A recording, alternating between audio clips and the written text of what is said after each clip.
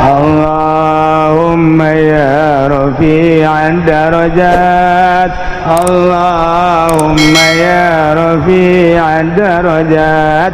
Allah. Itulah para jamaah kaum muslimin wal muslimat rahimakumullah. Jadi ayat kitu puasa instruksi tadi ya ayyuhalladzina amanu kutiba alaikumusiyam etalah bag-baganana fikih aya urusanana hikmah wa antasumu khairul lakum in kuntum ta'lamun. Iyalah dipakai ku ahli-ahli thariqah, ahli-ahli tasawuf di luar bulan Ramadan ge mun maneh nyaho horeng puasa teh istimewa sebab naon ngabersihan galbu nyucikeun rohani sehingga urang bisa neuleuh ka Gusti Allah. Hikmahna nu paling istimewa la'allakum tattaqun berarti urang kapanggih jeung jati diri urang yakni urang bisa mengabdikan diri sebagai hamba anu sejati ku ayana puasa. Mudah-mudahan urang kabehan dibere kuat, dibere tabah, dibere ngeunaheun puasana. Tinggal tanggal hijina iraha kiai. Alhamdulillah anu ngitung saantero dararatang ngitung-ngitung melalui hisab qot'i termasuk epimeris termasuk hitungan jenis ialah loba ternyata kukula geus ditelaah akur kabeh jeung perhitungan kula. Alhamdulillah tina sekian anu ngitung ieu hasilna tahun ieu insyaallah urang puasa bakal bareng sebab derajatna gedena luar biasa. Hadhil harakah li amalil hisab li ma'rifati awal syahri Ramadan sana 1436 Hijriah. Hasilna luar biasa. Aya nu ngiriman 5 di Jawa hiji, kemudian di daerah urang dan di kulon na ieu ngakurkeun hisab akur kabeh. Jadi keterangan geus teu kudu dicaritakeun sebab ieu mah gede jasa darajahna akur kabeh ieu mah. Jadi darajahna ieu malam Kemis 10 derajat 30 detik.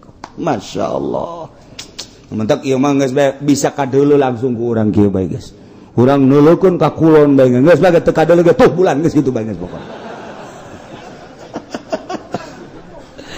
Jadi lamun dicaritakeun panjang sebab ieu akur kabeh hitungan-hitungan. Nya itu Selasa legi 16 Juni 2015 pukul 20.41 kabeh lamun dicaritakeun timimiti Rabu kemudian Kamis na ieu mah geus bae malam Kamis deuleu ka kulon 10 darjat 33 detik. Jadi luhur bulan jeung gede. Insyaallah lamun cek ahli falak cek guru kula di Cipanas itu papih kitu keneh kubang lamun urang ngitung 10 derajat menang 10 derajat eta bakal 10 tahun bakal bareng bae puasa.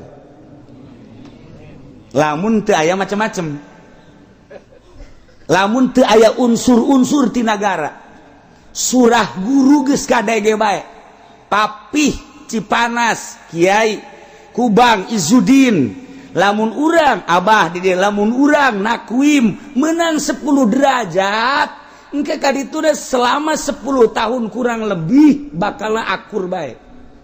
Ramadan teh Sawal naon kan 1 Ramadan jeung lebaranna bakal akur lamun eueuh unsur-unsur.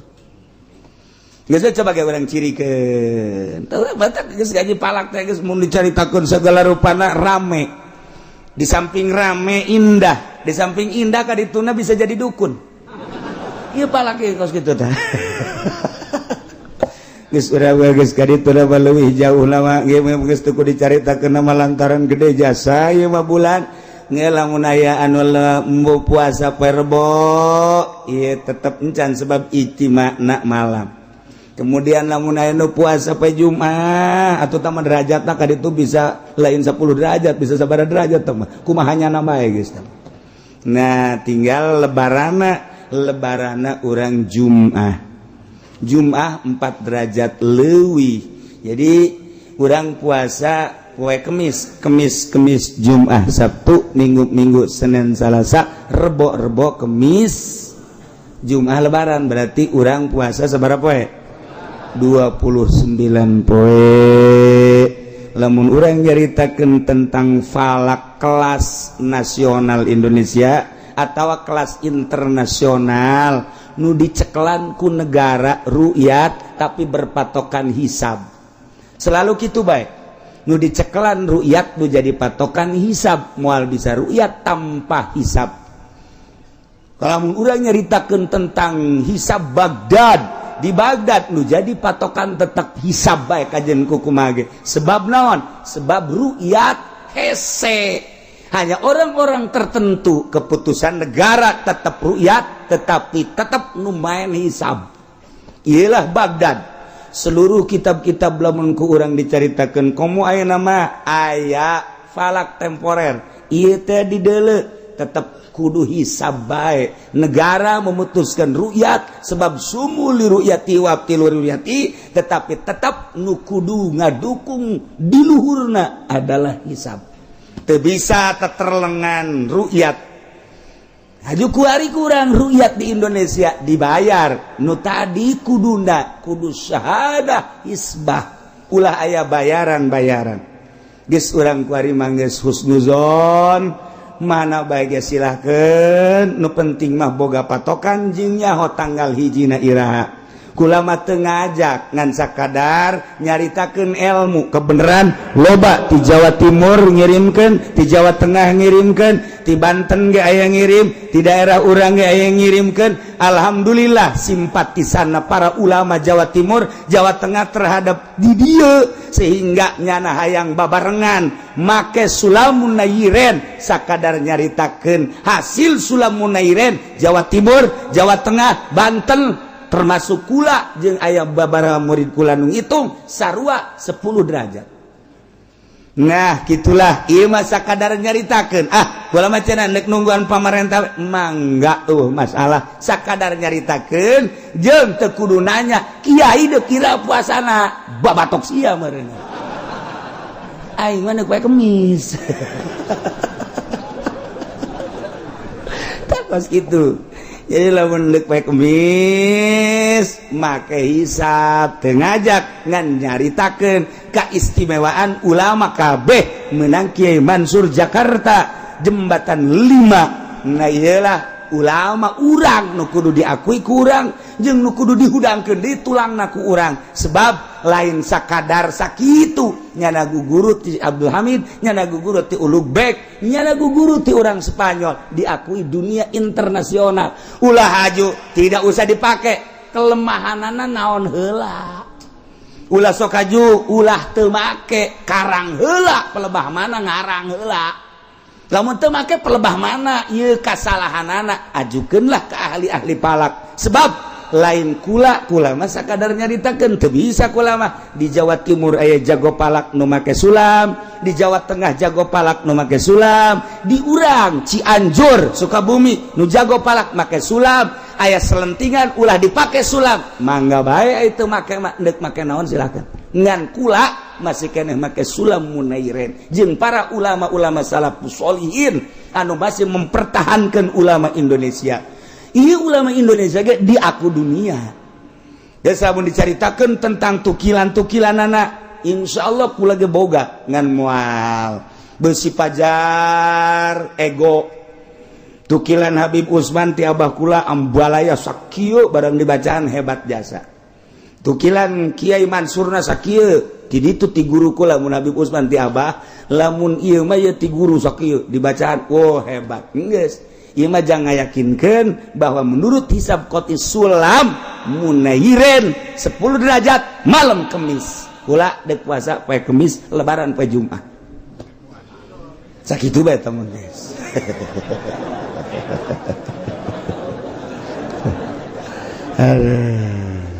tuh loba jasa tah ieu mah nomor kahiji ala kadar dicaritakeun tentang puasa besi poho doang padahal mah geus nyaraho. Nomor kaduana nu penting nama tanggal hiji Ramadan alhamdulillah geus dicaritakeun poe Kemis bahkan lebarana poe Jumat urang puasa 29 hari. Kemudian selanjutnya salila urang ngaji kula mah sompral jeung sogol tapi eueuh maksudna naon iwal tidurutan guru-guru urang tuan syekh lamun keur nyarita aya kasogolan abah kula aya naon maksudna ngaremukeun hate endek dirapihan deui hate kabeneran kasinggung nyanana bener-bener nutup hate salila ieu alhamdulillah eueuh nu kasinggung aya ge hiji 2 3 4 5 6 7 8 9 aya nu ngomong kieu aing mah moal wagang ngaji ka Cilongok cek nyana teh ditanya ku batu emang kunaon nyana mah nyinggungan bae bang sedengkeun aing make duit bang aing mah panjieun perumahan make bang aing moal waka ka Cilongok satungtung aing make duit bang Aju bebeja kakula atuh saha nu ngundang deui na aing mah henteu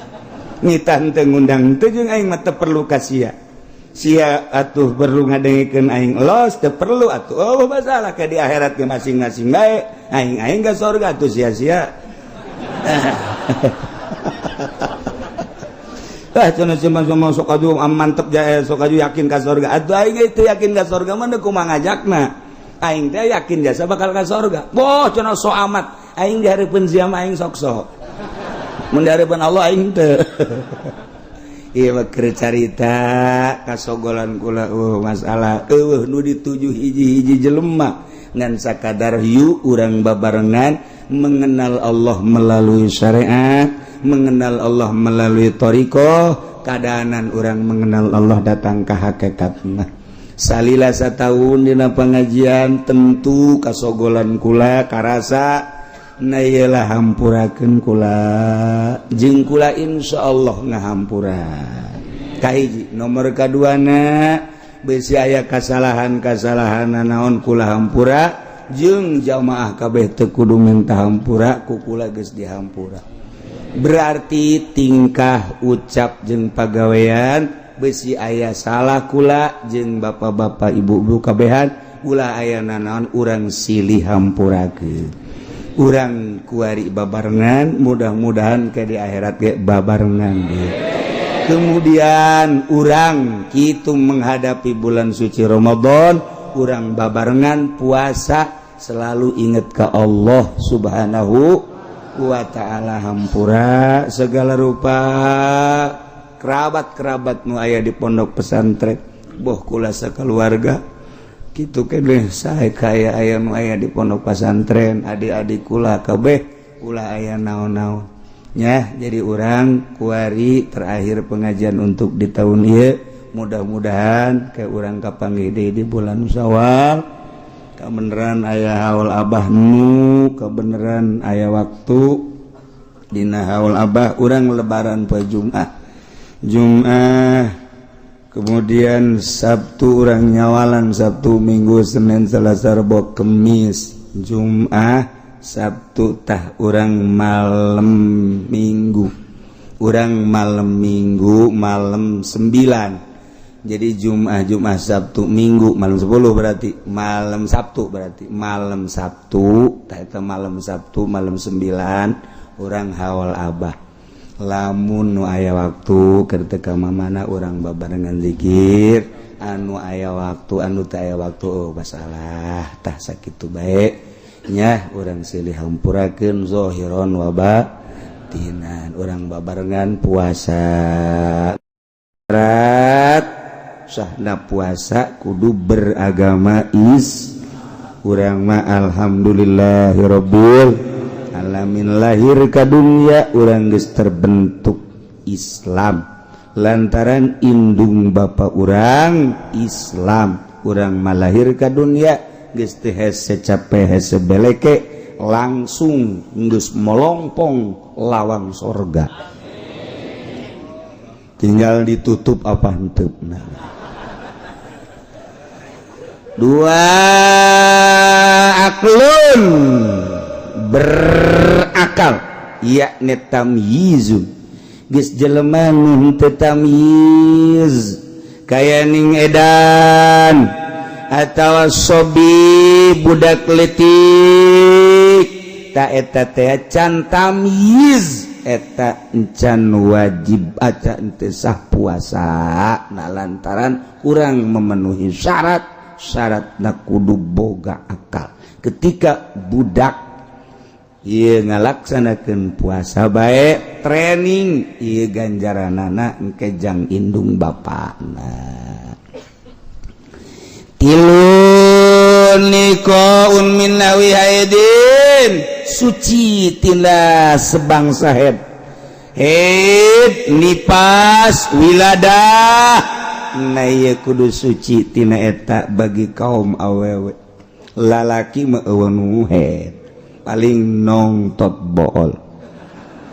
Eueuh haid di bajang kaum wanita kudu bersih tina haid nipas wiladah haram. Awewe nu keur haid puasa haram. Sanajan jana ahli puasa tetep bae teu meunang puasa. Nomor kaopat wa ilmun biqaunil waqti qabilan lis-shaum nyaho ayana waktu narima kana dilaksanakeun puasa. Nyaho ka waktu puasana. Kos urang kuari deuk nganyahokeun waktu puasana iraha ke insyaallah urang jelaskeun.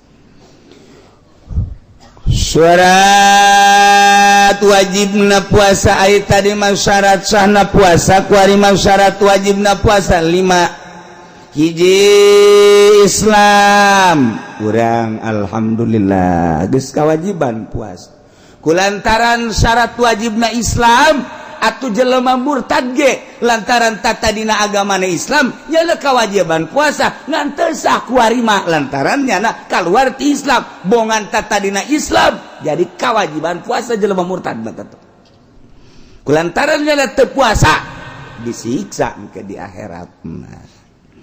Nomor kedua taklif balik berakal budak leutik nu edan nu ayan mabok wajib puasa. Nu wajib puasa mah nu kataklif ku syarat jelema balik jelema boga akalna sampurna eta wajib puasa.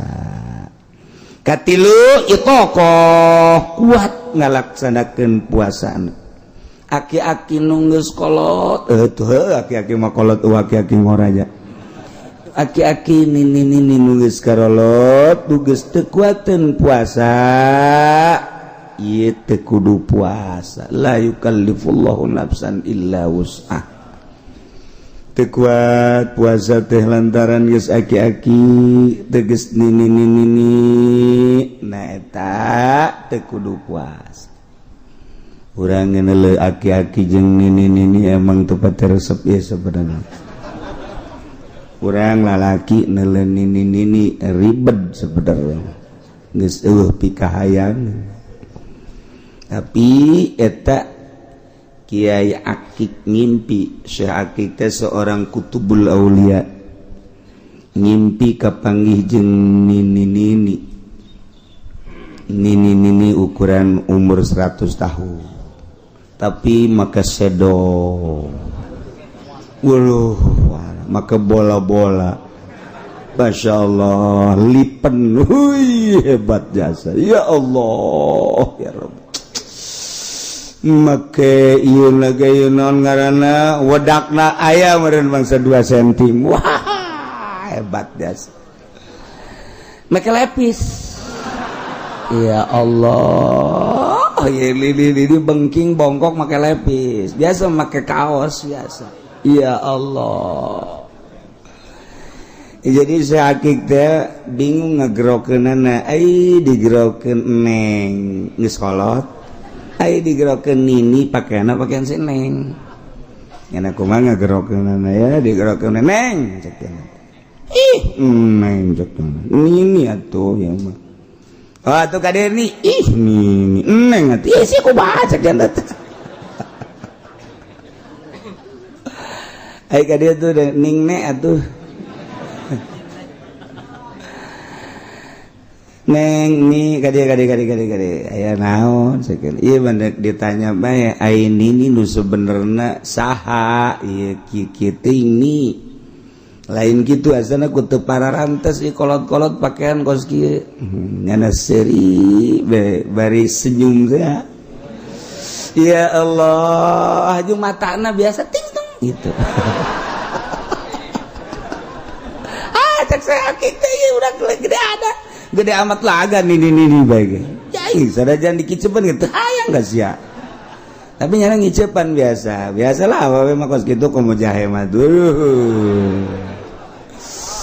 sujam senyum ngadeketan ditanya deui ku si Akik ini saha nu sabenerna kula teh dunya cekeun oh dunya cekeun kula dunya kula geus kolot ngan kula ngahajat cek yana make hiasan supaya jelema tertarik.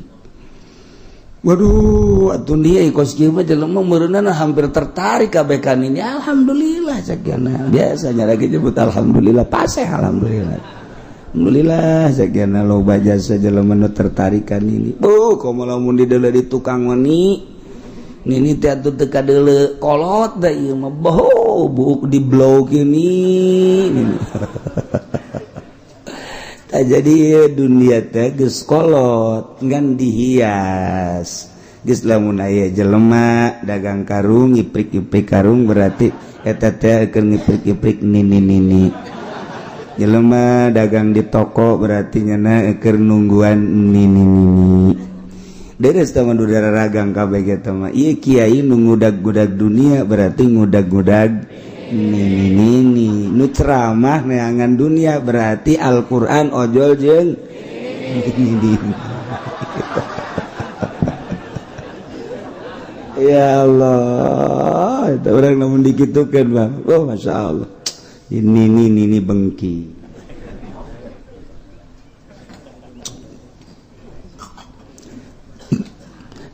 katilu kaopat wasihatun jeung sehat wajib bagi jelema nu sehat di bulan Ramadan ngalaksanakeun puasa Ramadan sebab geus mencapai kana syaratna nu penting manehanana sehat lamun gering teu kawajiban puasa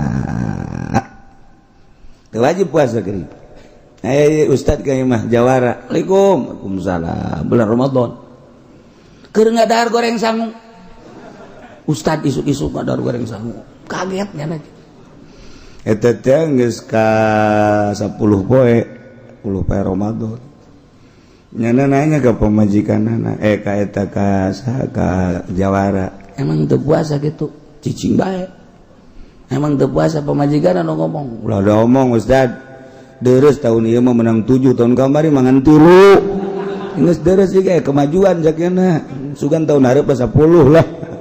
Eta Ustad kaget deuleu jawara teu puasa di bulan Ramadan.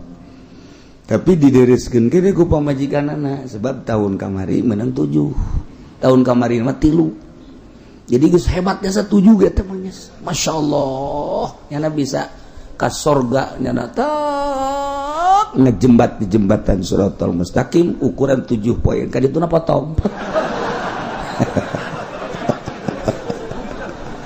nyung serbat tuh kajian kokoa Allah karim jelema lamun di bulan Ramadan gering teu wajib puasa teu wajib puasa muriang mah Allah mah murah jasa geus sia mah nu mantak wae digeringkeun geus supaya ulah puasa engke bae gobo di mana geus sehat kara kodok gering teu kudu puasa Allah karim hampang jasa ibadah jeung Allah bulan Ramadan orang giring kemudian teu puasa ke itu kodoan Syawal can sehat kana bae hafid can sehat kana bae Muharram haji can sehat kana bae Muharram kaburu pae urang Muharram pae teu masalah engke lamun ditanya kunaon teu puasa bulan Ramadan Gusti teu kudu nanya ka abdi Gusti mere gering ka abdi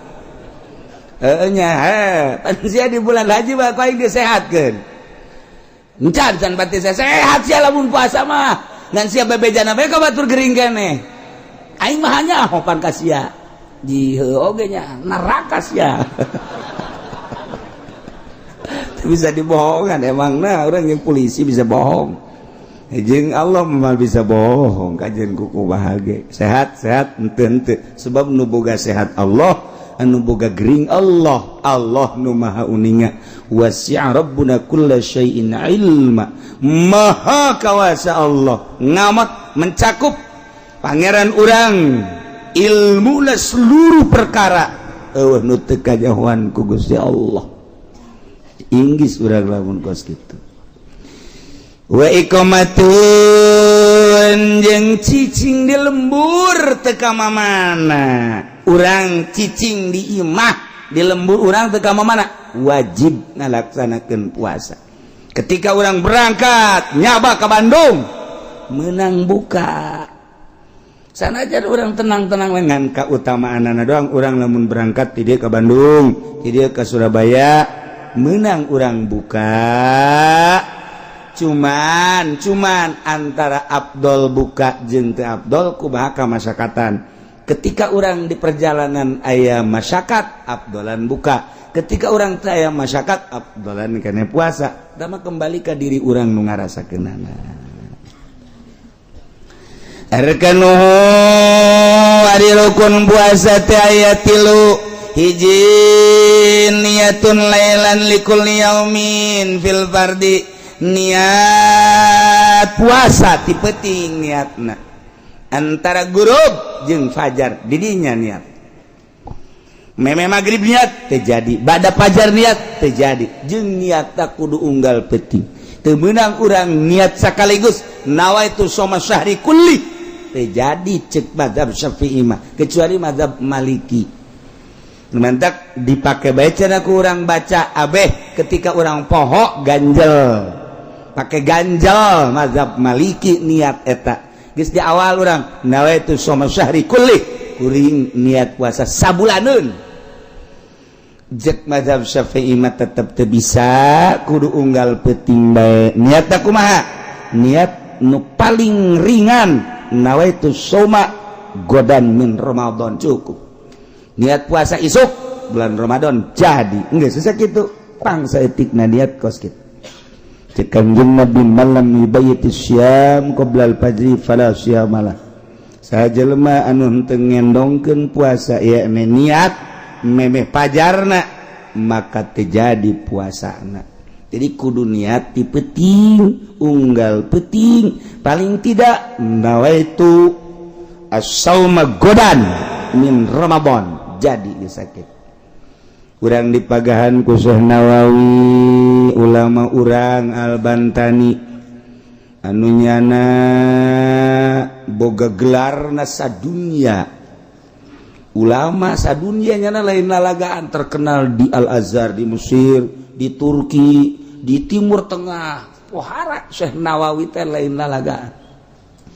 neuy ngamagahan ka urang cara niatna anu sampurna nawaitu soma godin an adai fardhi syahri ramadhani hadhihi sanati lillahi ta'ala sakali deui nawaitu soma godin an adai fardhi syahri ramadhani ni bulan ramadhani hadhihi sanati lillahi ta'ala aya nu ribut di lembur ramadhana jeung ramadhani cek aing Ramadana Ramadhani aing mengaji Ramadana sia Ramadhani isuk da teu parwasa kabeh perbutan Ramadana geus dek Ramadana teu dek Ramadhani teh sarua bae lamun hayang tegep Ramadan lantaran diidopatkeun.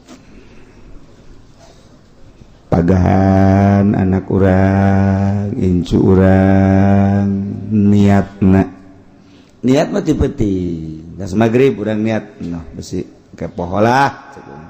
Begitu dur maghrib langsung nawaitu soma qadin an adai fardhu syahr Ramadan hadis sadatillahi ta'ala beres jadi. Atawa pas inget ke salat maghrib imamna babacaana lila. Maca surat kuduna qul ya qulhu ieu sabihis maghrib sabihis. Hayang keren meureun nya marum qori lah. Qori kurang pati kaondang mal salah ieu. Surat sabihis. Jadi kulantaran kesal jangan niat di salat dia di jero hate nawaitu suma qadinan dari fardhu syahr Ramadan jadi bae di jero hate salah.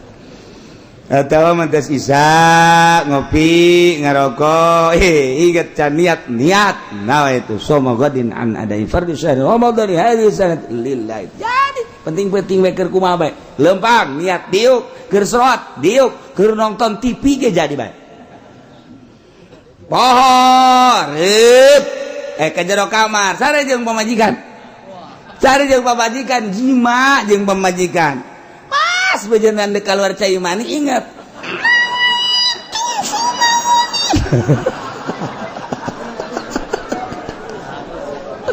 aduh cek pamajikan aku naon ka atuh ngepeten awan sabari cek kana jadi baik masalah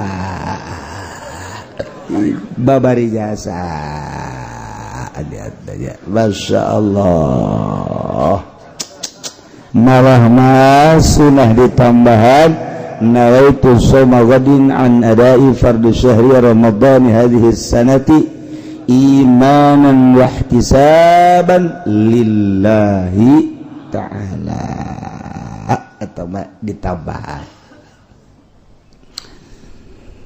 hiji rukun puasa teh niat penting unggal penting lamun pohon teu niat awas diancam hiji wajib imsak artina imsak teh teu meunang barang dahar teu meunang nginum teu meunang jimekos nu puasa bae padahal status teu puasa wajib imsak bari kaayaan teu puasa ke wajib qada.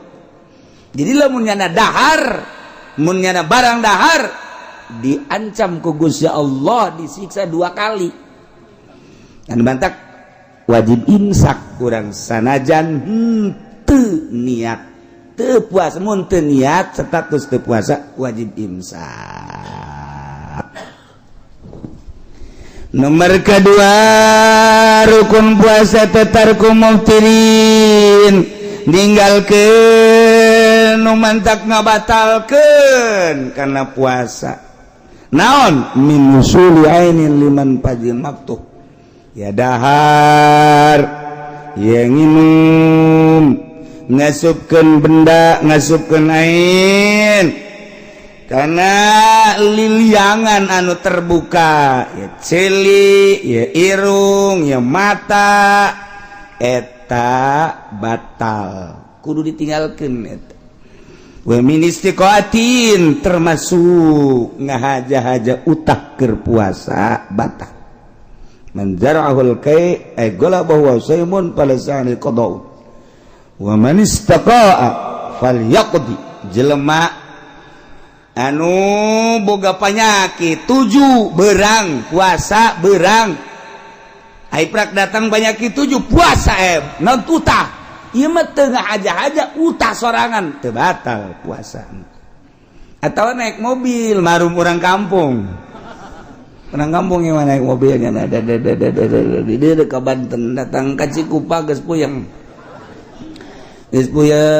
jaknya tatangkalan gonon lalempangannya aing cicing bae pas kitu mimitianana kabeh lempangnya na cicing mulai geus teu bisa dikendalikeun urang kampung mah kitu langsung heuk utah borosot ta eta teu batal lantaran teu ngahaja tapi lamun kieu mah aing teh lamun sok naik mobil sok utah ngahaja aing mah hayang utah naik mobil hayang utah maksudna batal lamun ngahaja-haja utah deuk kumaha bae carana batal puasana tapi lamun utah sorangan henteu termasuk wa min ikhadi kullil hasafah ngasupkeun hasafah batal atawa nu kaasupan hasafana batal atawa ukuran hasafah mun eueuh hasapahan batal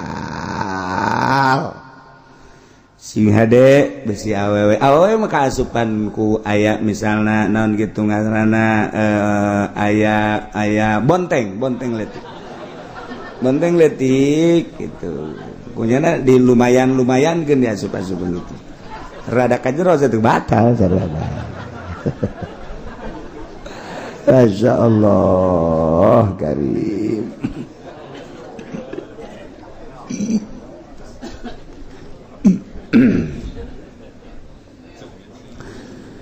kahiji niati peting unggal peting nomor kedua ninggalkeun nu ngabatalkeun kana puasa ya dahar yang minum yang ngasupkeun ain yana benda kanu terbuka ya mata ya celi irung termasuk ihlil barinyana ingetur karep sorangan batal puasana kecuali jahil ma'dzur bodoh anu dihampura kaya ning anyar asup Islam kakara gesa minggunya na tadina Katolik can nyaho bag-bagan puasa sugan teh mah puasa teh asal teu dahar teu nginum bae ai kitu mah bangsa kitu ngasupkeun benda ka mata ka ceuli dan lain sebagainya pajar teu batal nyana kos kitu batal non teu batal sebab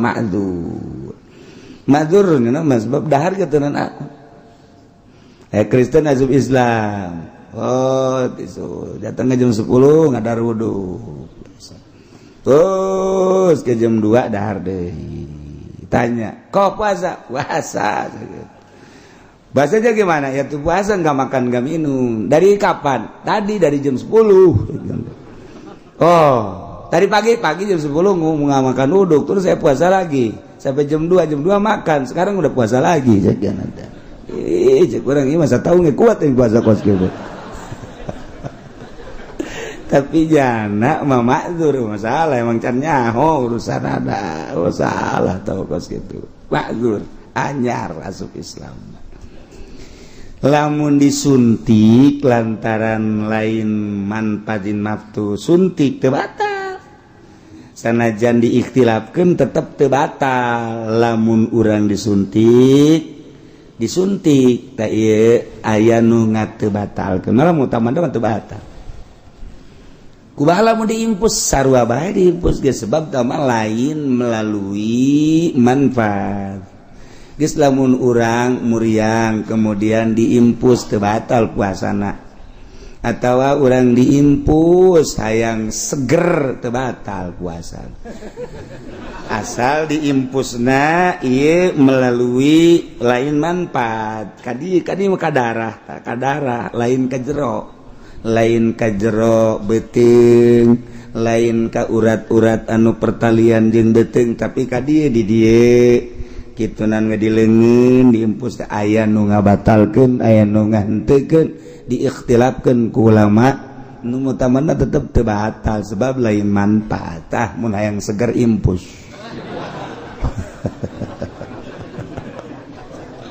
masyaallah beda jeung tatu lamun tatu mah tatu raheut lamun urang raheut di dieu jero kemudian ku urang diasupan obat tersebut terus dilesep ka jero lain di dieu tatu teh di dieu atawa disirah bisa asup ka jero terus bisa batal tapi lamun ditonjok make jarum diikhtilafkeun teu batal nomor katiluna wasaimun jelema nu puasana gitulah rukunna hiji niat nomor kedua ngajauhan nu ngabatalkeun kana puasa. Nomor katiluna nu puasana etalah rukun puasa.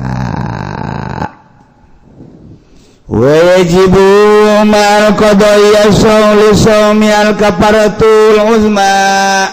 Wajib disertai dengan qada.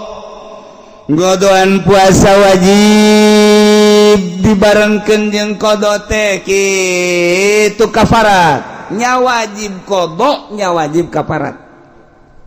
Urang lamun nyaritakeun kafarat dina fikih loba.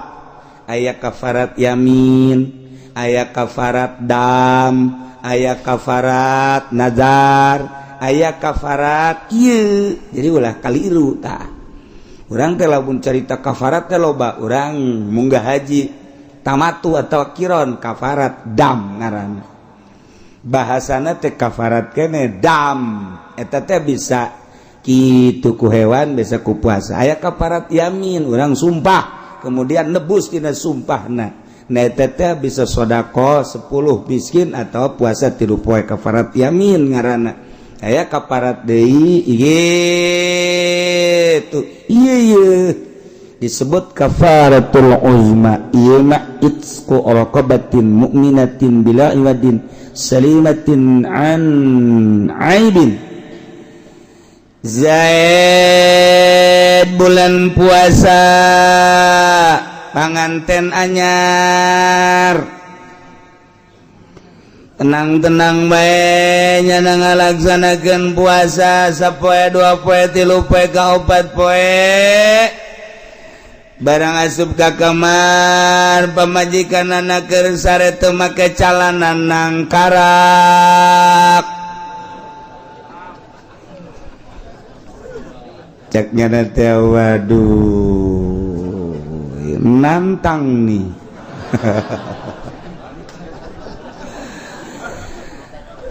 Atupan langsung ayeuna neuleuh kos kitu mah bobogaan kan huda. Sedengkeun cek ulama di mana-mana zakar hudang akal leungit. Oh, kan? Asal zakar hudang zalal akal. Masya Allah. Idza qoma zakar zalal akal. Di mana nangtung bobogaan akal leungit. Pohonnya leng. Teu inget di bumi alam. Ngaranna ge panganten anyar gubrag wae. Langsung. Pamajikanna inget bae inget. Teh sarua bae lah diantepkeun sarwana. Kesimpulan lama kisah jima jeung pamajikanna di bulan Ramadan tanpa ngabatalan deui puasana batal didenda kudu mayar kafarat cing hade naon kafaratna di samping ke qada kafaratna nyana kudu ngamerdekakeun abid anu mulus ulah aya cacat anu mun digawena ieu eueuh cacat kana pagawean eueuh di urang mah rokobah teh di mamanda ge kuari mah eueuh ganti atuh kudu kumaha saumu syahraini mutatabi'ain kudu dibayar kafaratna 2 bulan puasa berturut-turut ceknya na boro 2 bulan nih cara genep wae geus naik komomun 2 bulan lamun teu bisa puasa 2 bulan berturut-turut yut'amu sittina miskinan mereka daharan 60 miskin likullin minhum muddun min ghalibi kutil balad al mujid fil fitrah saurang-saurangna samud jadi 60 miskin 60 mud beas anu bagus bahkan ditambahan deui mun aya ku samping 60 ta etalah dendaanana mantap sih hade bulan puasa lain panganten bae sanajan geus kolot ge hari kira-kira bakal teu tahan maulah sok kadeket-deketan pamajikan maning tipe-ting bae 2 kali 3 kali so masalah geus pokona mah beurang mah ieu sing hade lantaran lamun terjadi nya wajib qada nya wajib kafaratul uzma. Tapi lamun ngabatalan heula teh hayang-hayang teuing kemudian nyana nyaho kana doraka ngan teu kuat nginum heula geus nginum gakarak jima jadi batal awalna ku nginum kemudian jima ta eta henteu kudu kafarat ai doraka mah tetep doraka wajib qada ngan teu wajib kafaratul uzma. Kayak ge Sidina Ali maupun gede syahwatna lantaran nyen mah gagah. Jadi begitu adzan teh maghrib Allahu akbar nya mah lain nginum jai Zam-Zam cekel pamajikanna tangkarakeun ces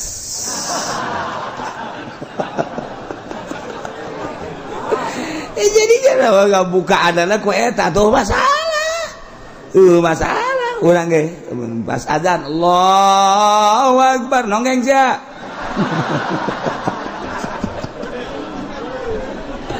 aduh Masya Allah jadi nggak buka anana make eta masalah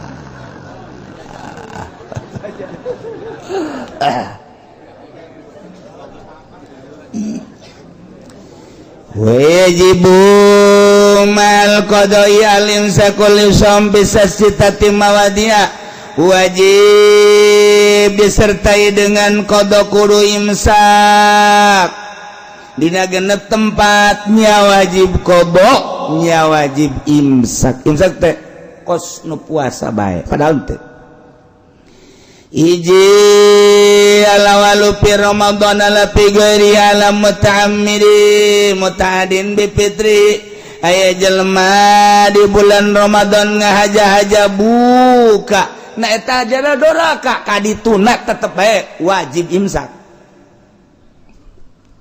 nya wajib qada nya wajib imsak. Nomor kedua ala tarikin niati lailan bil fardi petingna teu niat lalaworanya nati peting teu niat berangna wajib imsak nya wajib qada.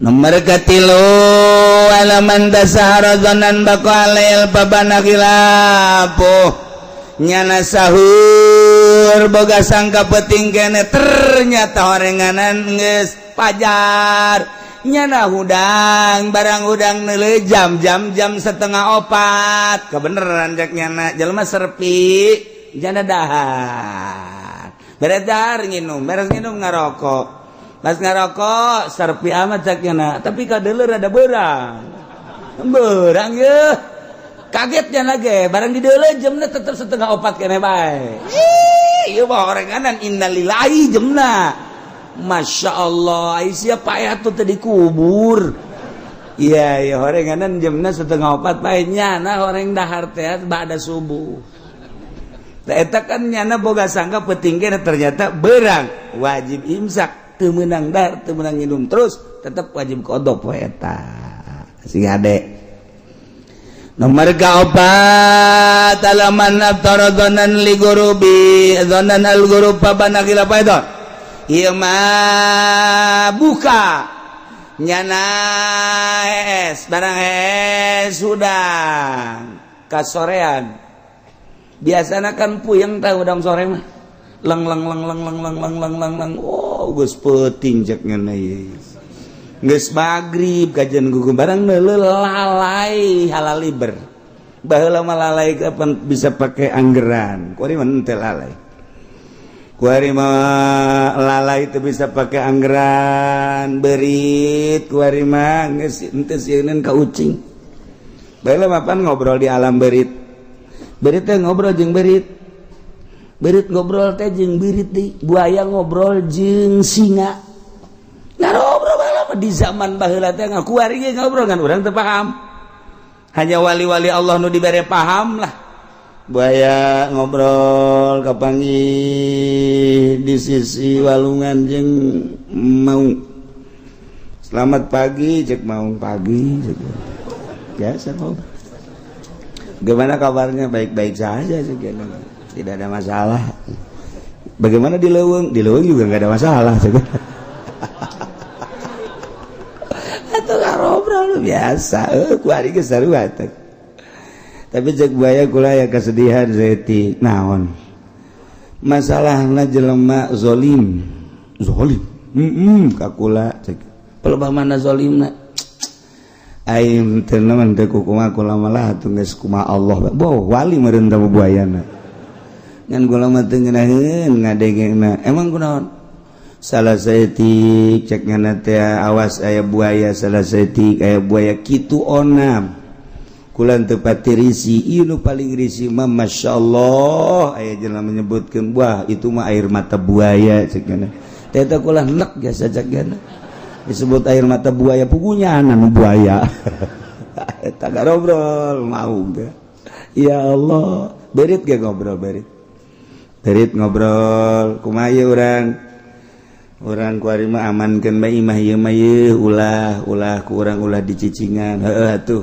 tu imah itu bae berit teh keban dibere tugas ku Allah lamun nu tilok ngazakat tah cicing di dinya sia nu tilok sedekah tah cicing sia di dinya sok ku sia daharan naon bae nu aya pokona mah daharan ku sia tah tugas di Allah ieu lamun di mah urang loba berit tah eta teh introspeksi bahwa buating urang teh kurang sedekah buating urang tah baheula mah berit teh kos kitu nah kulantaran loba berit di imah nu boga imah miara ucing sebab antina berit adalah uncing teh mantak asal gok bari aya ucing sih berit indit ucing teh pamatian berit ucing teh pamatian berit geus embungeun berit mun aya ucing tah zaman kuari mah begitu berit neule ucing kecil ucingna teh majegan rombongan urang geus geuleudeh cek teh jadi kuari mah tibalik baheula mah ucing anu ngudag berit kuari mah berit ngudag ucing sieun ucing embungeun ampun cek ucing teh zaman tibalik aya Masya Allah jadi lamun urang carita-caritakeun tentang hewan penemuan para wali-wali Allah hewan ieu kieu ngomongna hewan ieu kieu ngomongna hewan ieu kieu kumaha ditugaskeun ke ayat teh kabeh teh masyaallah geus sempurna kabeh ya Allah datang ka urusan setan geus sarua dina bulan Ramadan teh supidati syayatin dirantai setan teh dirantai ugligot abwabun nar lawang neraka dikunci brek geus ditutup dibuka putihat abwabul jannah lawang surga dibuka kabeh blak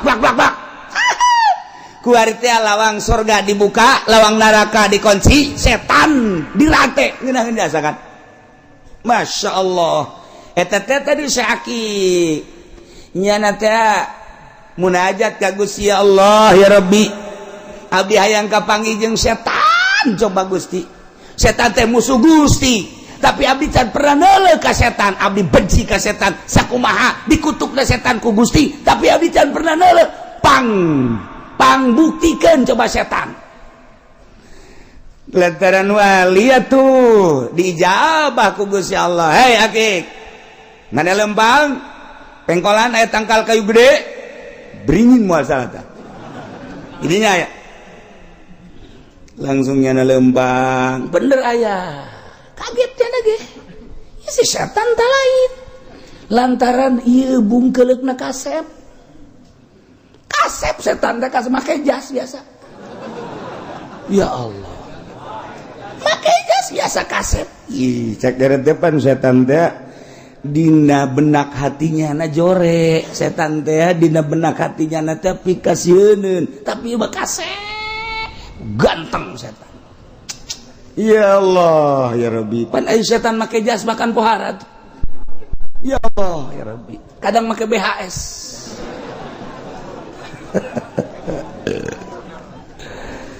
Assalamualaikum jak sakik tengah jawab kagetnya ada ge horeng teu kudu disalaman ya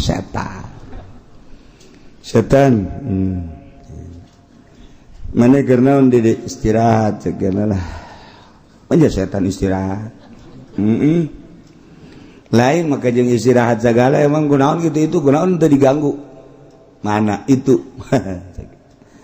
Ente kunaon cek lain atuh pan atuh kumanya lamun teu ganggu mangke nya bisa ibadah teu kudu diganggu nya geus leuwih parah tibatan kula cek nya si Aki ke seuri bae masyaallah kari geus tah geus kapanggih jeung setan banyak ngobrol deui kapanggih deui menang saminggu kapanggih deui setan Aisyah itu kunaon atuh teu ganggu itu tuh tadi ganggu kiai itu ganggu atuh Gus ya ainu kamari mah teu kudu diganggu lantaran parah teu kudu diganggu kita mah geus ngubrus ari ieu mah kiai ieu kula ngaganggu terus bae beurang jeung peuting hese nya nama karena Allah bae datang ka kula mun ngadeukeutanna panas manda kula geus selesai jasa geus lah mending istirahat bae mah mun ngaganggu istirahat ge kula keur mikiran bae bakal dipanggil ku bos ieu waduh ku komandan ge kumaha kula laporanana tah jadi setan teh setan aya nu teu ngaganggu lantaran geus dileupaskeun ku nyana lantaran teu kudu diganggu cek nyana aya anu nyana ge hese geus bedang saminggu deui aya warga datang ka nyana Waalaikum ka Kiai Akik salam kula teh kiai data dina kula muryangan bae ka hiji nomor kadua kula teh dagang amruk deui aju kula nazar lamun aing sehat jeung aing dagang maju aing nazar dek sodako ka setan teu kira-kira teh nazar ya alhamdulillah kiai ti harita teh atuh kula aju awak sehat dagang atuh alhamdulillah na ieu nazar kula sah tah henteu saya mah boga masalah kos kitu cek kiai teh ai urusan sah jeung teu sah mah gampang teh mah jaya kitabna ieu ngan nu jelas mah nu jelas lamun teu dilaksanakeun sok aya mamalah sakitu doa urusan sah jeung teu sah mah gampang jajan nazar maca Kangjeng Nabi ge teu bisa ngarobah nazar mah nazar teu bisa ngarobah bahkan nazar mah dilakukeun ke jelema-jelema anu bakhil cak Kangjeng Nabi aya sedekah kudu nazar eta mah pelit tuh kos kitu ngaranna geus gampang teh mah urusanana ngan ieu mah sakieu doang lamun teu dilaksanakeun osok aya mamawa maka laksanakeun tah kula deuk laksanakeun kudu ka saha ieu nazar sedekah ka setan nya cek jalan teh makana lah aing munajat deui ka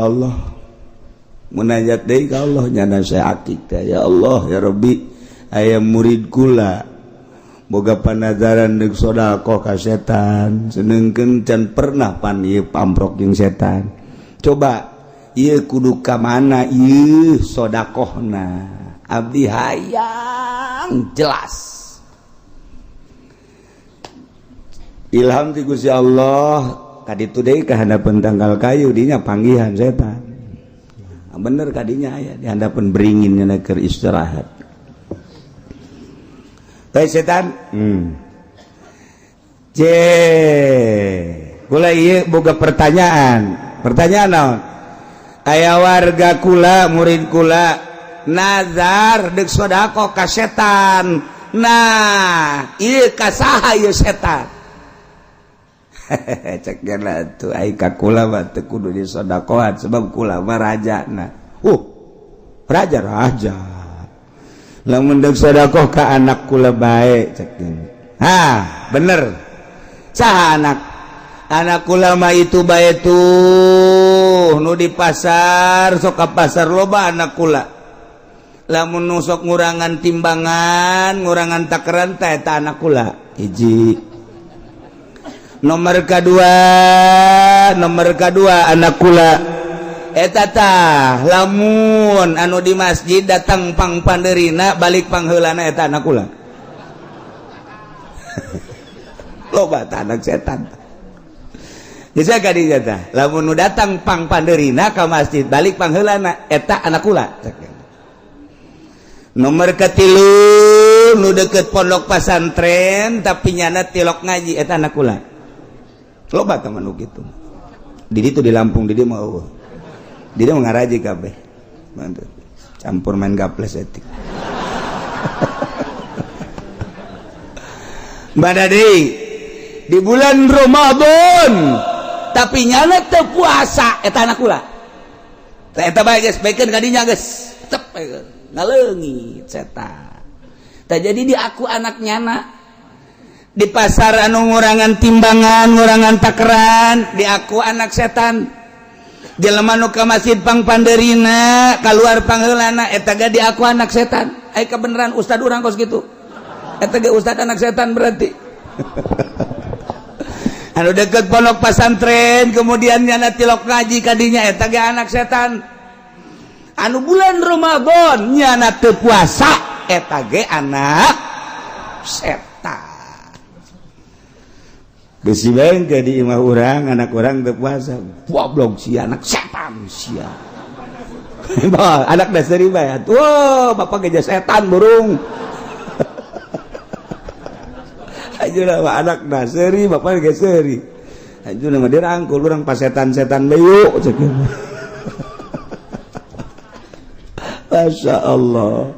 Ngaku jaga setan tadi ngaku ka anak-anakna etan tadi. Ya Allah, ya Rabb. Tuh batur mah hayang nyaho ka setan lantarannya nama geus bisa misahkeun diri. Diri teh geus bisa dipisahkeun antara jasad roh. Lantaran geus diatur ku nyana, geus diulik, geus dididik sehingga nyana nganyahokeun lebah-lebahna. Geus jaho nyana teh bentuk-bentuk setan. Caritakeun ku si Akik setan teh.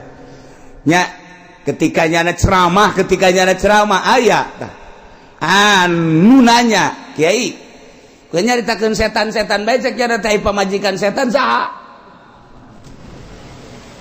nya mah tepat jawabna sia dajakeun pamajikan emang aing nikahkeun ya henteu cenah aing ngabesan teu diundang ku nyana nikahkeun henteu teu jauh aing ka pamajikanana mah ngan aing ka anak namanya ho aing ka pamajikanna mah teu jauh sebab teu milu nikahkeun tapi aing ka anak namanya ho. Emang nyaho ti Kangjeng Nabi anak setan teh ngaranana Sidasimun, Sabirun, Tawimun. Tah teu ti Kangjeng Nabi tah anak-anak setan. Teh nontak baheula aya ka Abah ka dieu jelema nyandung ribut bae. Geus ribut bae nu kolot jeung nu ngora ribut bae. Datang deui ka Abah. Cek Abah teh aya nyokot cai saember bacakeun dasimun simbreukeun kana kolot ge cager ge sebab eta anu nyieun bahaya teh si dasim jadi si dasim teh sok ngomongan bae kana kolot ngomong kana ngora ngomong kana kolot bacakan dasimun simbreukeun kana kolot lamun gerak paeh-paehnya lamun hirup cager eta dasimun setan dasim eta. Geus bari mah lamun anu kolot dasim sia.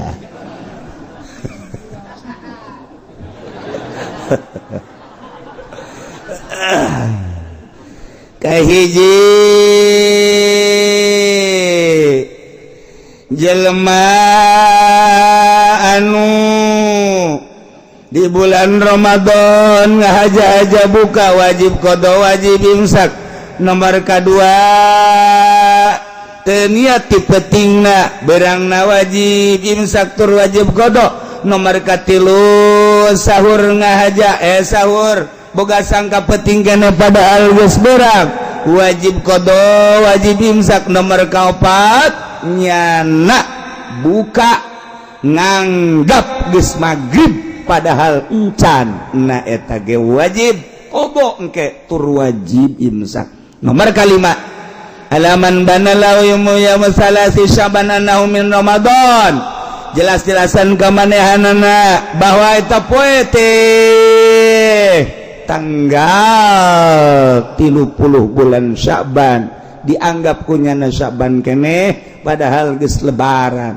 Nah dianggap kunyana geus lebaran padahal eta Ramadan keneh nah eta teh wajib qada wajib imsak. Nomor kagenep halaman sabaqahu ma'ul balaghah min madmadah wasinsak jelema di bulan Ramadan wudu kemudian kekemu na kenceng teh klak kajero nah atau kairu sudah kemudian kajero na eta batal puasa na wajib qada wajib imsak pabatalan puasa yabtuluson biridatin batal puasa ijikum murtad Zaid ger puasa murtad batal puasa na'udzubillah min zalik wahidin jeung haid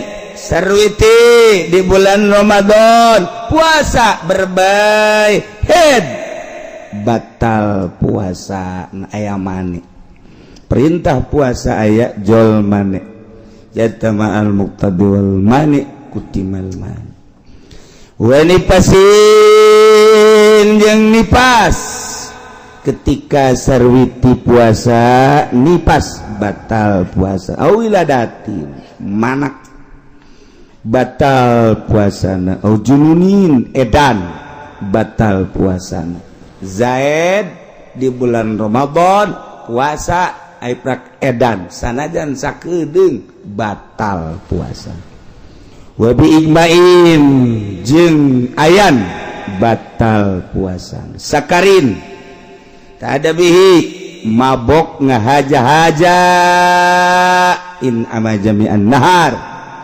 batal puasa nah sing hade urang kudu ngajaga dalam rangka puasa mikihna nu rapih heula selanjutnya alif tarfi Ramadan arba'atuan wa hiji aya nu wajib bukana seperti nu haid sakumaha tadi nu nipas teu meunang dipaksakeun puasa wajib buka sanajan beuki jasa puasa lamun datang haid datang nipas tetap wajib buka nomor kedua jaizun minang buka musafir jeung marid jelema nu ngalancong dekat Singapura ngalancong dekat Tasik ngalancong dekat Bandung ieu mandat buka bae mangga ada puasa bae mangga kitu kebeh nu gering cek nu gering teh dirasa-rasa rada kuat ieu puasa mangga kembali ka dirina bae tah mah cek dirina kuat ieu puasa laksanakeun ahwal mangga sakadar meunang nomor katiluna wala teu wajib jeung teu jaiz nu edan mah kumaha nyana bae atuh wajib bukan teu menang bukan teu sebab teu kataklif mangga bangga bae kumaha nyana bae nomor kaopatna anu diharamkeun bukana seperti jelema nu akhirkeun ngodoan Ramadan bari manehanana ingkan datadina ay prakrupak waktu eueuh di waktu haram bukana Zaid tahun kamari teh boga kodoanin 5 poe eta wajib dikodoan di jero tahun eta diungka diengke bae Syawal lapit haji Muharram Safar Mulud Silih Mulud Jumadil Rajab datang karwacan di kodoan aya waktu 5 poe deui teh ka bulan Ramadan eta geus seureut jasa waktu samporet nyana ngodoan di dinya haram puasa haram buka lantaran mun buka eueuh poe pas-pasan ta eta wajib nyana ngalaksanakeun qada di samping wajib mun buka haram sebab eueuh deui jangan ngalengkah ka dituna Ramadan wajib eta haram nyana bukana tah kitulah caritaan tentang pembukaan anu wajib buka anu wenang buka anu teu wajib teu wenang aya nu haram buka wa aqsamul iftar arbaatun ari bagian buka aya 4 hiji mayazamu fil qada wal fidyah nomor kahiji aya nu wajib qada nya wajib fidyah 2 hiji al-iftar liqaufin ala ghairi buka lantaran ngarempanan batur nya wajib qada nya wajib fidyah ieu mah awewe di bulan Ramadan nyusuan nyana teh mun bari puasa ge bisa ngan biasana bari puasa susu kurang cai atawa hambar geus orok teu daekeun nyusu ceurik bae lah cak Cisarwiti teh kuat mah kuat ngandek buka bae demi anak ku deudeuh-deudeuhna jeung nyaahnya anak ka anak nyana di bulan Ramadan buka tak ieu bukana ngarempanan ka anak besi gering lah besi muriang lah tak eta engke nyana nya wajib qada nya wajib fidyah nya wajib qada nya wajib fidyah urang keur lempang aya jelema di luhur tangkal kalapa ka luhur henteu ka handap henteu naik tanggal kalapa ka luhur teu kuat ka handap besi ragag nyana teh ceurik di tengah-tengah tanggal kalapa eta kan eta ka luhur je nyebrangkan itu teu kuat karena paruasana morosot ya gula mah tulungan nah ieu urang deuk nulungan nyana ge sarua sebab tangkal kalapana ieu teh 40 meter wara ieu tangkal kalapa jadi nyana aya di 20 meter urang teh nulungan nyana teh ieu keur puasa sarua bae nah ieu urang buka puasa nulungan nyana buka heula urang puasa lantaran ieu korban duanana ieu urang bari puasa teu kuat aing ka luhur ngan lamun diantepkeun nyana ragag urang tulungan ka luhur ku urang dipapag urangna buka heula bukana urang nulungan batur wajib qada wajib fidyah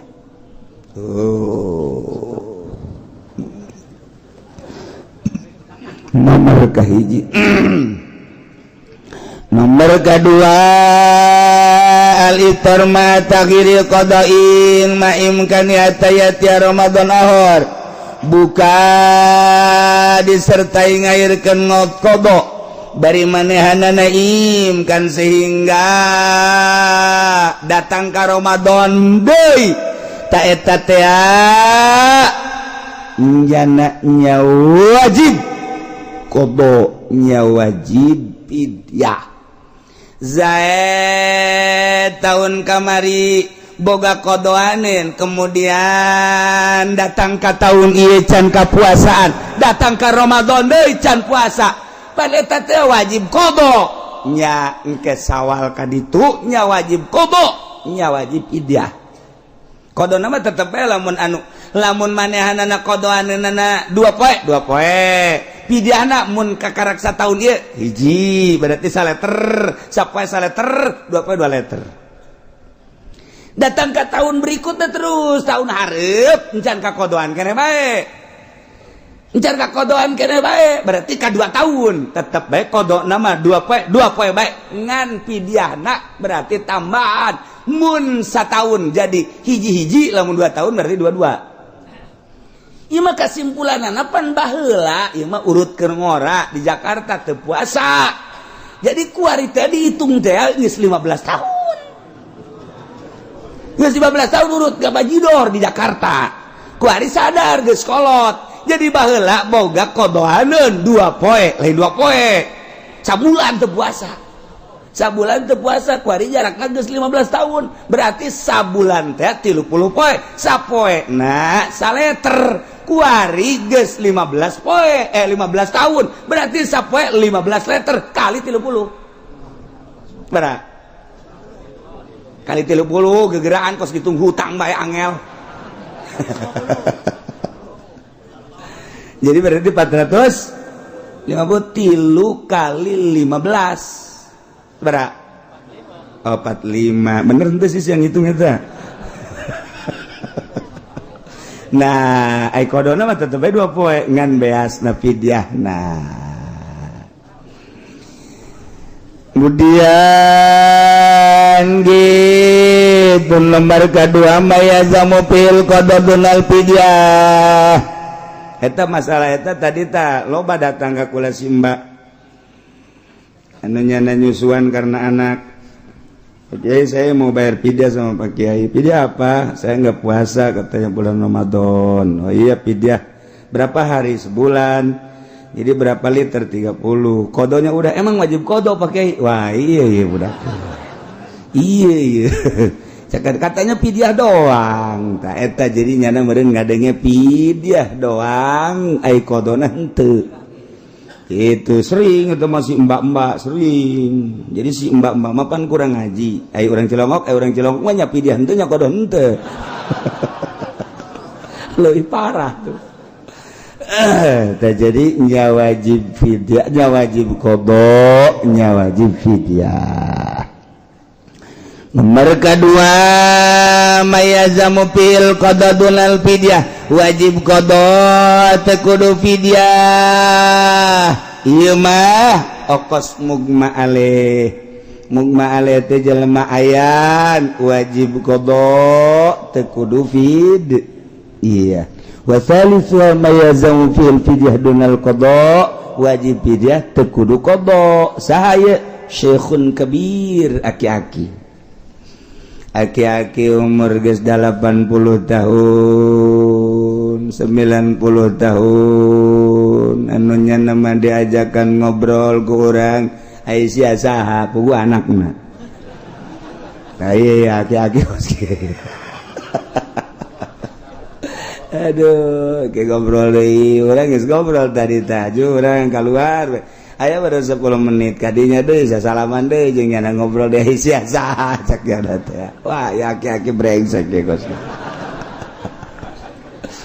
tah ieu kos kieu wajib fidyah teu wajib qada geus harapan di mana kos kieu geus harapan ieu mah ka pamajikan ge kitu ke Noel nyana tunang karak biasa pamajikanna ge menang 10 menit Noel deui cek pamajikan heuy kakara ge cikeneh ilah kamari tamah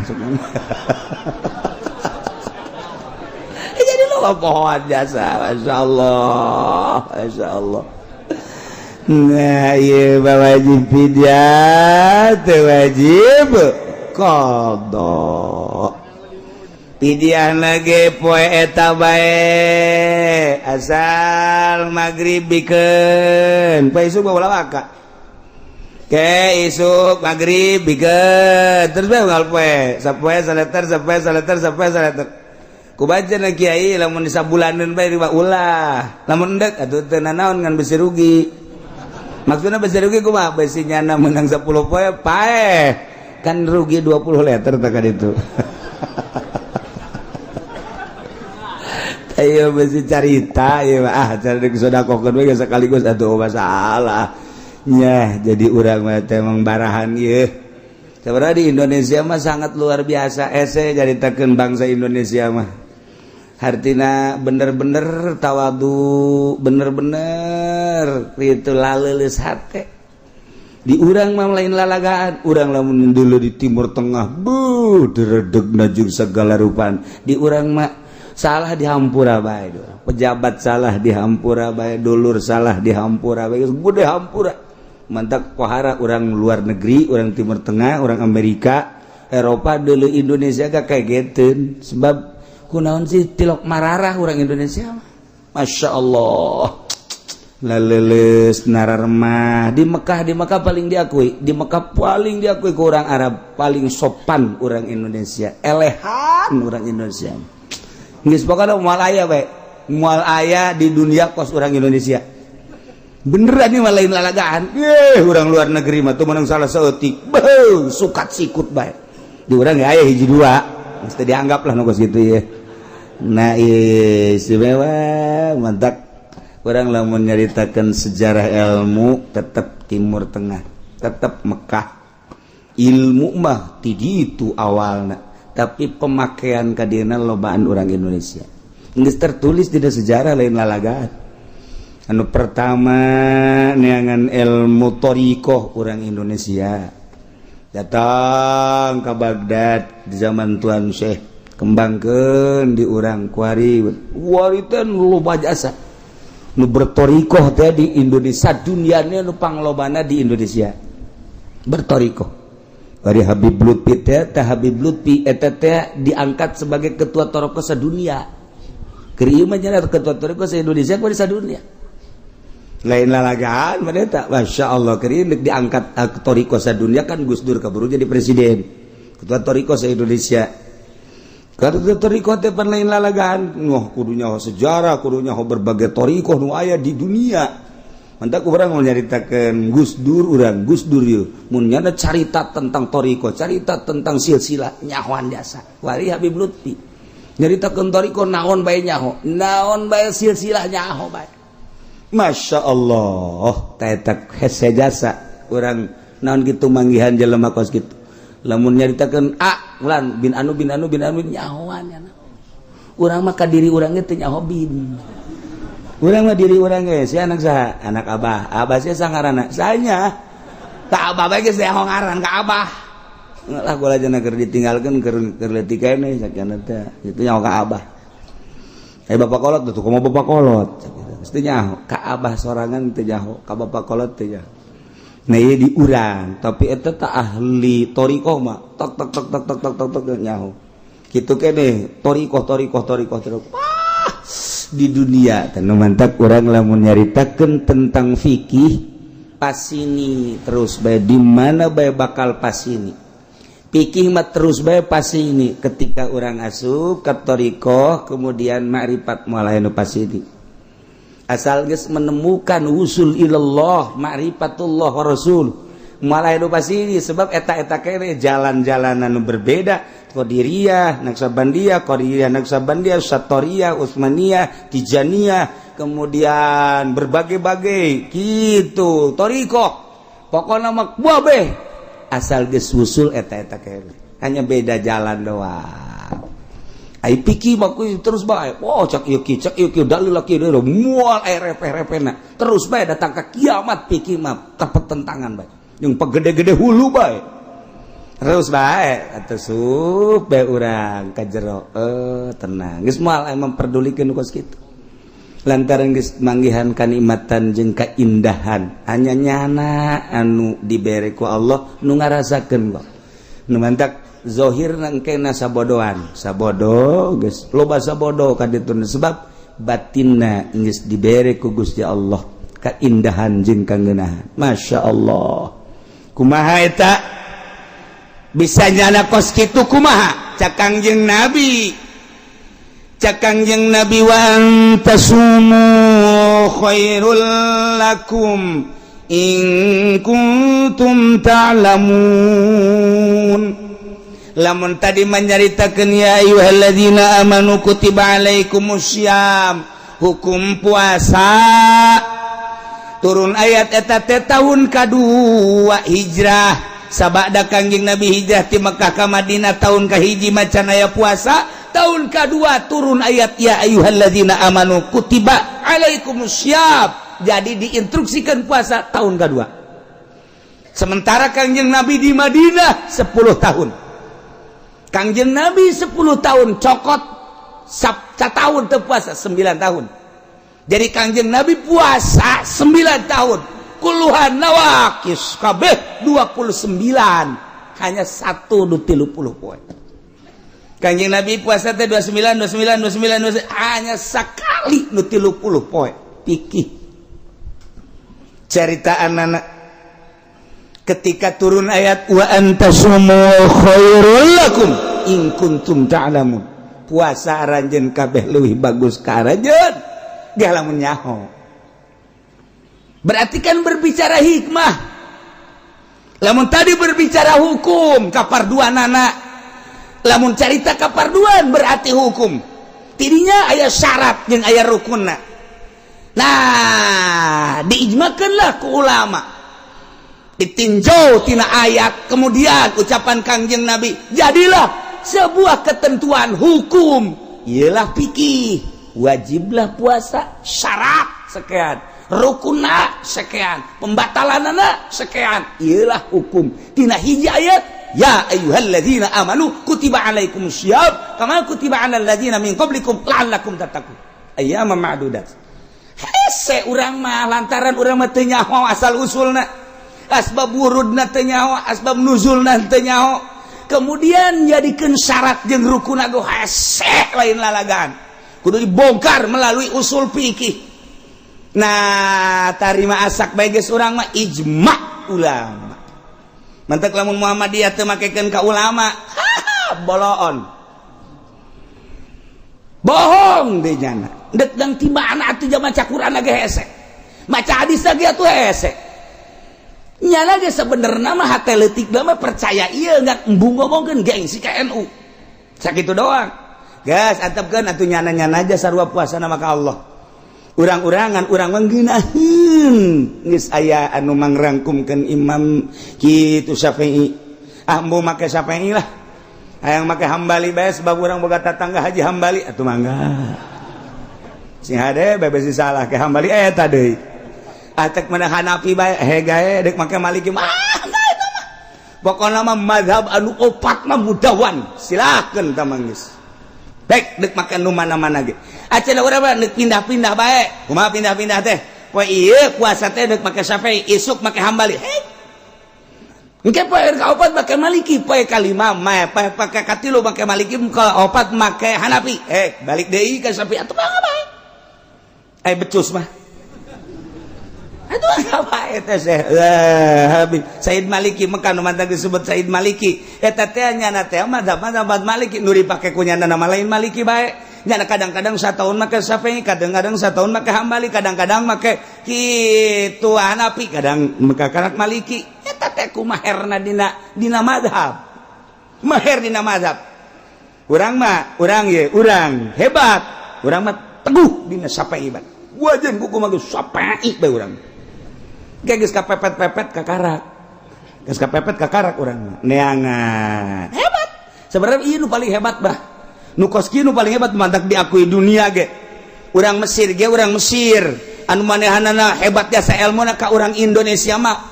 Tak. Angkat topi ka urang Indonesia mah sebab terus bae Syafi'i. Pajar pinter horeng nyahonangan eta etana.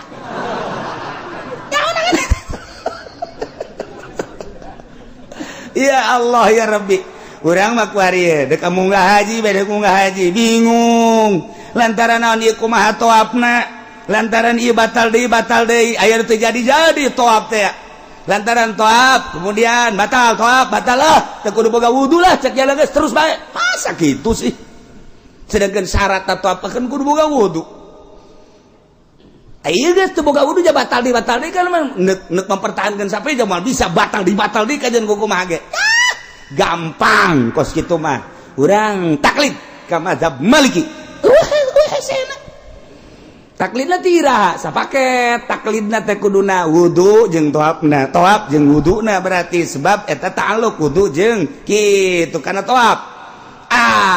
Kos kitu mah hese cenah. Sia mah dibere babari ge hese kana bae yo. Geus kieu tuh wuduna wudu Syafi'i nu bodoh mah. Engke toapna toap Maliki, jang nu bodoh masalah. Jang nu bodoh mah dikitukeun ge hese kana bae. Aing ngacenah kumaha aing dah los kumaha siapa ya tuh geus. Kumaha siapa nu bodoh mah geus lah. Lah cenah pangeran mah tuh geus ngahampura bae ka aing mah geus. Aing kudaekna ge ka Mekah geus pohara sakeuna geus. Wah moal ngadengkeun kiai ngeribet sakeuna teh.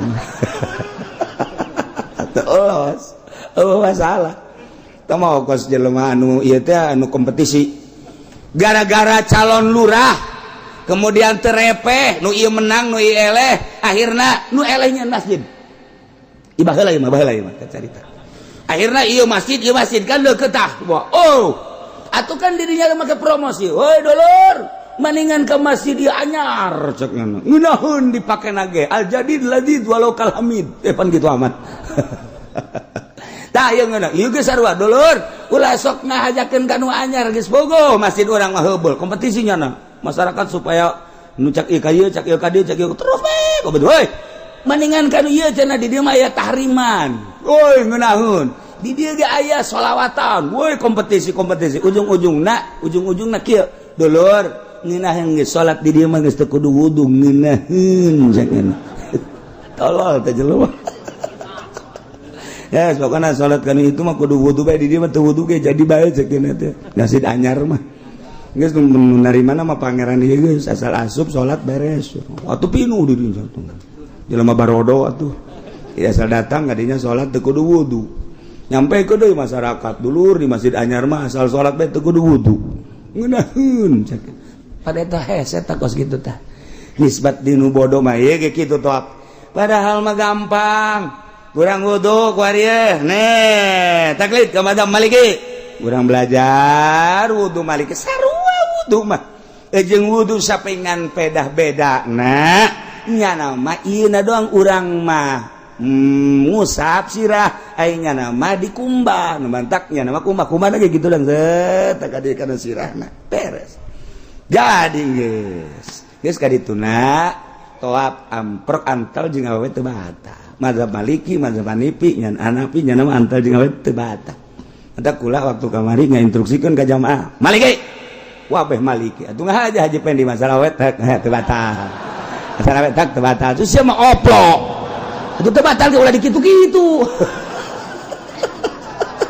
teu bareres anak buah teh teu bareres kabeh ge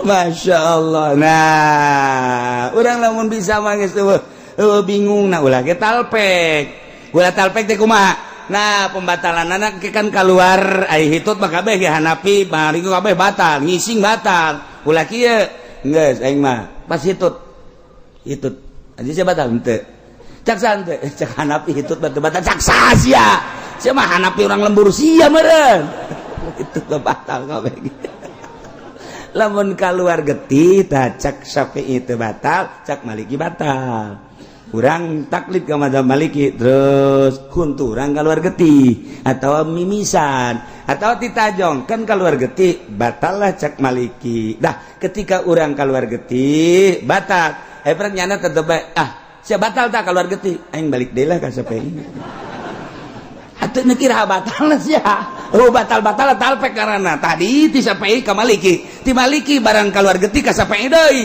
engke di akhirat cak Syafi'i teu sia lain mazhab aing sia lantaran sia geus kaluar ti aing ka Maliki sia cak Maliki lain sia ge cak batal aing sia kurang balik deui ka Syafi'i ya kudu kumaha di malaikat seret narakakeun talpek eta teu beurang sama kos kitu mah di hiji pagawean talpek nah ieu mah keur carita urang lamun nyaho mazhab ngeunaheun deuk Syafi'i bae Maliki gae ngeunaheun justru ikhtilaful ummah rahmatun bedana ulama perbedaan ulama jadi rahmat lain jadi pacekcokan ku ari di urang mah perbedaan teh jadi pacekcokan kunaon eta lantaran ego asa aing bae kabeh ge ulah asa aing hormatilah ikhtilaf cak Gustur teh mah perbedaan itu harus kita hormati sebab dia punya dasar berarti kita harus menghormati dasar dia sebagaimana dia menghormati dasar kita masalah pacekcok teh ngan di urang mah jadi masalah sebab naon aya kepiraon-piraunan pan urang mah mana kepiraonan kunaon sia teu nurut ka aing eta piraonna ge urang mah ngaji teh lain kita nurut ka urang Allah geus sakitu ketika teu nurut ka urang mangga kadanan cara wali embung wauh jeung murid beusi naon beusi mere urang mah lain wauhan murid abeh mere panblon eta sabalikna wali urang mah bantak jara rawuh jasa urang mah jeung Allah nah wa antasumu khairul lakum wasa maraneh kabeh leuwih bagus ka maraneh kabeh in kuntum ta'lamun mun maneh nyaho berarti berbicara hikmah nyaho henteu sih hikmahna puasa sehingga bagus jasa emang kumaha kitu hikmahna cek Kangjeng Nabi hikmahna laparan beuteung hauskeun hati leuleuskeun awak niscaya la nazara qalbuka ila Allah niscaya hate maneh bakal neuleuh ka Allah ambuh laparkeun beuteung urang hauskeun hati urang ka Gusti Allah kok bisa kos kitu sih sebab dina ngalaparkeun beuteung ngaleuleskeun awak didinya bakal aya katoharohan ruh bakal aya kasofaul qulub Mantak Imam Syafi'i ngadu Allahumma mnun alaina bi safail qulub wa hab lana sahihal muamalah fi dunya. Nah eta teh safail qulub bening hati, bersih hati. Moal bisa bagi jelema nu deuk hayang nyaho jati diri tanpa puasa moal beunang. Puasa kelehkeun beteng urang tina kadaharan ngajauhan watak hewan-hewan. Leleskeun awak urang ku sebab urang lapar awak jadi leles. Seakan-akan urang keur menyiksa awak urang. Siksa awak urang ku urang. Beteng laparan ku urang. Kemudian hate horenganan jadi bersih. Teu karasa ku urang teh hate teh jadi bersih aneh. Ruh jadi suci. Taharatir ruh wa safail qulub. Nazara qalbuk ilallah, ya Allah hate bakal neuleuh ka Allah. Wa antasumu khairul lakum, puasa leuwih bagus ka aranjeun kabeh in kuntum talamun mun maneh nyaho. Sebab naon? Dina ayat nu itu nage la'allakum tattaqun, menawa anjeun takwa. Artina kunaon? Puasa eta supaya jadi takwa. Takwa teh naon? Nganyahokeun diri urang bahwa diri urang hamba sieun ka Allah, maka urang nuturkeun aturan Allah. Bakal akur puasa manu sugih jeung nu susah. Nu sugih puasa mah teu dahar teu nginum teu jima, nu susah ge teu dahar teu nginum teu jima. Sugan aya perbedaan, jang nu susah mah ti isuk-isuk ti subuh datang ka magrib, jang nu sugih mah salantaran loba duit datang ka lohor bae jang teu. Akur. Wa antasubu khairul lakum in kuntum ta'lamun. Akur bae nu sugih jeung nu susah. Nomor kahiji. Nomor kedua, bakal nimbulkeun talattuf wa tarahum. Sebab naon? Hate geus bening. Ketika urang sapoe dua poe ngarasakeun lapar, awak leuleus, hate beuki caang, roh beuki bersih, neuleuh urang ka jelema nu susah. Bari mikir horenganan lapar teh kos kieu, mana teuing batur anu terus-terusan lapar, timbul talattuf tarahum hayang mere. Nu matak jelema nu boga di bulan puasa mah saplit-plit dan nu sugih tetep bae, saplit-plit dan nu boga tetep bae aya merena. Aya bae merena di bulan puasa mah. Sebab naon? Hatena keur diurus ku Allah. Teh betengna kurang di laparan awak leles mulai hate nyai-nyayan neuleuh ka Allah. Adapun neuleuhna ka Allah nisbi kumaha kekuatan diri urang. Urang lamun ditanya siapa puasa dahar atuh embung kurang sieun ka Allah besi disiksa ku Allah. Eta kan keur neuleuh ka Allah melalui syariat. Jelema ngelempre bae sia kus tutup boga duit bae atuh dahar embung aing. Atuh dahar bae duit aya naon aya beulieun loba. Teu aya aing mah teu kajenkeun teu berarti duit di bulan Ramadan mah. Kunaon emang sieun ka Allah. Eta qalbuna beuntak. Teu nu sugih teu nu susah. Kumaha sia kunaon lapar. Naon kitu ngaranna nyanghay bae. Lapar. Emang kunaon puasa. Atuh meuli bae teu boga duit pantes atuh sia mah. Teu boga duit ieu. Nu teu boga duit tetep bae. Berarti di dieu aya naon ieu? Aya nimbulkeun kaistimewaan jiwa urang sehingga urang tertata rapih. Jam ku urang dideuleukeun bae. Deuleu uluh kakarak jam 4 2 jam deui. Geus dihitungan bae. Neuleuh deui jam 5 sajam deui. Waduh setengah jam di gelas geus dikiekeun bae gelas. Sia naon setengah jam deui diambean. Aing ngambean mah geus seger sagena. Suara jasa. Eta teh lain lalagata. Jadi urang teh dididik, disiplin, nu sugih nu susah tersiplin ku ayana bulan puasa. Wa antasumu khairul lakum. In kuntum ta'lamun mun maneh nyaho sehingga orang terdidik tersiplin nu sugih nu susah tetep bae bareng bae bukaan. Masyaallah karim. Nu paling istimewa la'allakum tattaqun. Ieu teh nimbulkeun pengabdian nu sejati ke Gusti Allah. Mentet didinya terbagi engke bakalna puasa. Hiji aya puasa awam.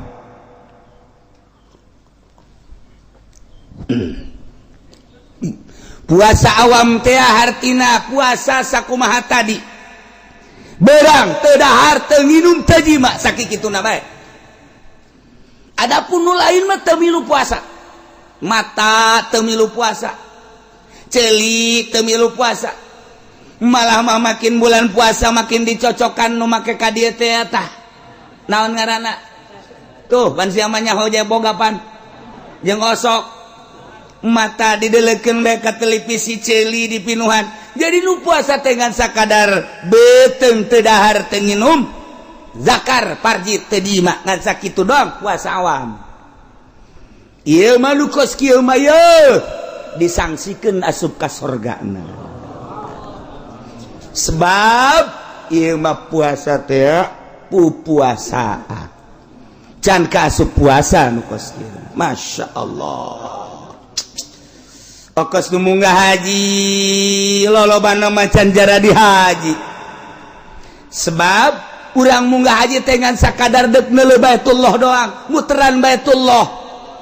Henteu nyahoeun makna daripada Baitullah. Baitullah teh di dinya teh bait Allah, rumah Allah. Urang teh kerja di tamu Allah. Lamun urang sakadar neuleuh Baitullah doang berarti ieu haji zahir. Ketika urang boga rasa ieu teh ima Allah, batin urang kapanggih jeung Allah, maka sikap urang bakal pinuh ku adab.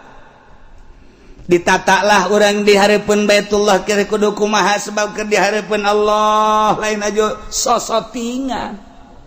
Beuh toap di soting kotrek. Datang ka imah tuh bapak lagi soting. Tuh apa tuh lihat tuh, bohara ngarendeng juga orang Pakistan, ada kan? Mending lalaki awewe deh, tinggal anak lah be, bapak pembina amat bapak ini, masa top sama awal orang lain? Iya bapak hebat ini jangan mah kur top kekikian, wah kayaknya bapak mah gila kali di sono. Maknana Baitullah berarti didinya aya Allah. Batin urang teh kapanggih lajeng Allah. Lamun urang kapanggih jeung Allah penuh ku tadarru urang, adab dipetakeun. Ketika urang berangkat ke Arafah, di Arafah teh urang teh keur ditongton ku malaikat. Allah ngerahkeun seluruh malaikat nongton ka jelema nu keur wukuf di padang Arafah. Deukeun coba hamba-hamba aing cak Allah, aing nu sangat deukeun. Urang keur ditongton ku Allah. Ditongton ku malaikat, kumaha perasaan orang ketika orang di hadapan ku Allah. Lain zahir, batin orang teh keur jeung Allah. Kitu keneh ketika orang di Muzdalifah. Di Muzdalifah teh mulung batu. Urang teh seakan-akan deuk ngalempar setan secara zahir nurutan Kangjeng Nabi Ibrahim alaihissalam. Padahal keur miceunnan zahir, keur miceunnan nafsu-nafsu urang, miceunnan dosa-dosa urang. Satu batu piceun ku urang, nafsu urang. Laum piceun bismillah Allahu akbar. Tek. Hawa piceun bismillah Allahu akbar. Tek. Terapkeun zahir kana batin. Urang wudu ge lamun wudu zahir bae mah kieu-kieu bae.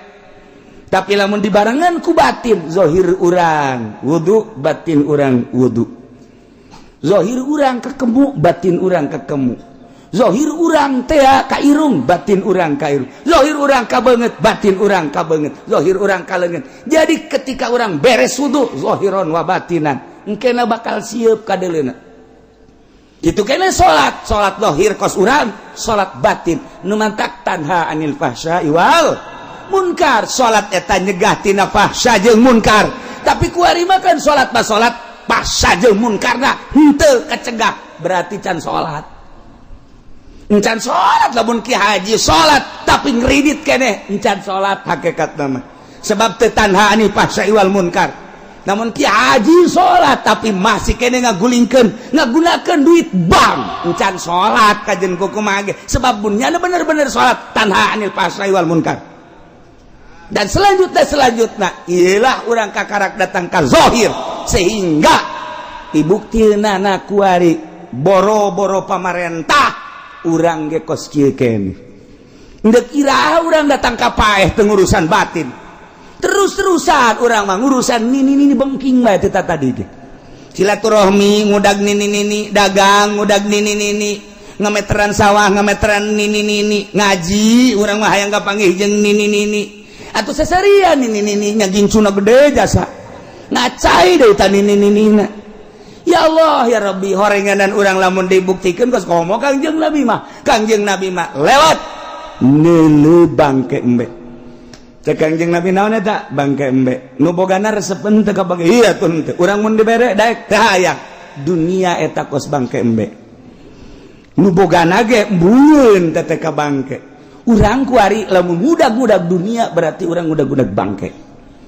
urang lamun teu dikitu-kitu moal jadi noreko urang mau noreko teh boh justru hayang dunia kabeja ku batur torikot boh murid dikumpulkeun sia nu sugihnya ye ayeuna sumbang atuh mama ieu insyaallah yen tarekat teh parugu kuari mah tarekat teh teh miceunana dunia nafsu jeung setan endahan ngagugulung nafsu jeung setan ngajelah nu mantak urang batin wa antasumu khairul lakum in kuntum ta lamun mun manehnya bahwa puasa eta leuwih bagus lantaran naon lantaran puasa teh ndek nempokeun batin urang ka Gusti Allah